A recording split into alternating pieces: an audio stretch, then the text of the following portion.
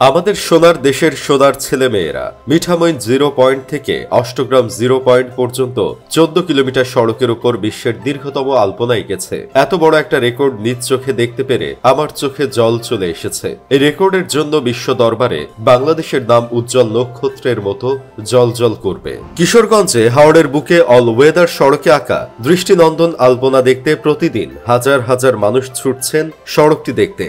আবার সেখানে এই আলপনা আঁকা উচিত হয়েছে কিনা এ নিয়ে উঠছে বিভিন্ন প্রশ্ন উঠেছে এর উদ্দেশ্য কি মানুষের মনকে নববর্ষের রঙে রাঙিয়ে তোলা নাকি আয়োজকদের ব্র্যান্ডিং। এখন আমার কথা হইল, চীন, অস্ট্রেলিয়া, জাপানে শত কিলোমিটার হাইওয়ে রাস্তা আছে, তারা কেন এমন আলপনা এঁকে রেকর্ড করে না? আসলে মোট কথা হলো ভাই, তাদের হাতে এত আসাইডা সময় নাই যে এমন ছাগলামি করবে। এখন অনেক কলা বিজ্ঞানীরা বলবে তাদের দেশে এমন সংস্কৃতি নাই বলেই তারা এমন করে না। দেখেন ভাই, থাকলেও তারা এমনটা করতো না। একবার চিন্তা করে দেখেন, এই 14 কিলোমিটার রাস্তা অ্যাক্রিলিক বা ডিস্টেম্পোরার রঙে আলপনা আঁকতে দরকার প্রায় 3000 গ্যালন রং, যা 2-1টি বৃষ্টিতে ধুয়ে মিশে যাবে হাওড়ের পানিতে। কন্টামিনেটেড হবে হাওড়ের পানি, মাটি। রঙের হেভি মেটাল চলে যাবে মাছের শরীরে, শস্য দানায়, ইকোচেনের কারণে চলে আসবে আমাদের দেহে। তারপর কি হবে এটা একবার ভেবে দেখেছেন? 3 দিন আগে বিশ্বের সেরা 1000 বিশ্ববিদ্যালয়ের কিউএস এর একটি র্যাঙ্কিং বের হয়েছে। এতে ভারতের 49টি বিশ্ববিদ্যালয় স্থান পেয়েছে। বিশ্বের সবচেয়ে ব্যর্থ রাষ্ট্র পাকিস্তানের 14টি বিশ্ববিদ্যালয় স্থান পেয়েছে। আর আমাদের উন্নয়নের রোল মডেল বাংলাদেশের 3টি বিশ্ববিদ্যালয় স্থান পেয়েছে। শিক্ষায় 137টা দেশের মধ্যে আমাদের সোনার দেশ 124তম।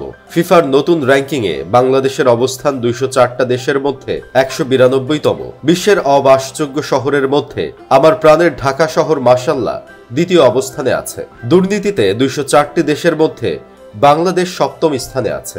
আশা করি কয়েক বছরের মধ্যে আমরা প্রথম স্থান অধিকার করতে পারব। স্বাস্থ্য সেবায় 167টা দেশের মধ্যে আমাদের স্থান হলো 106তম। সুখী দেশের তালিকায় 137টা দেশের মধ্যে আমরা আছি 118তম স্থানে। অথচ আমাদের কলা বিজ্ঞানীরা হাজার হাজার লিটার রং ব্যবহার করে আলপনা এঁকে রেকর্ড করেছে।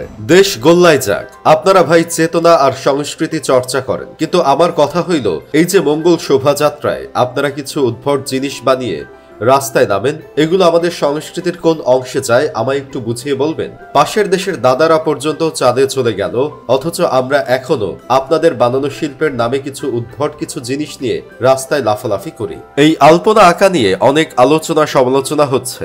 কেউ বলছেন একটা ভালো জিনিসকে ভালো করে নিতে পারার মানসিকতা বর্তমানে আর নাই। এই আলপনাতে সরকারের 1 টাকাও খরচ হয় নাই। Asiatic experiential marketing limited, Banglalink digital communications limited ও বার্জার পেইন্টস বাংলাদেশ লিমিটেডের যৌথ উদ্যোগে বাস্তবায়নাধীন এই আয়োজনের নাম দেওয়া হয়েছে আলপনায় বৈশাখ 1431।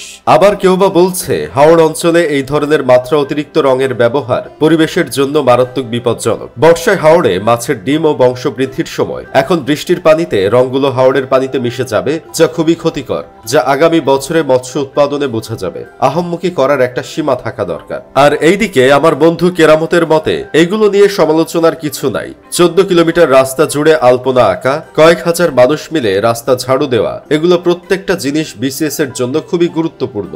যাই হোক, শেষমেশ আমি গোলাম হোসেন একটা কাজের কথা কই। দেশ অনেক এগিয়ে গেছে, একমাত্র আমি পিছিয়ে আছি। তাই কেউ আমার কপালে ইউরোপের একটা ভিসা ছুঁড়ে মারেন, আমি ইউরোপে চলে যেতে চাই।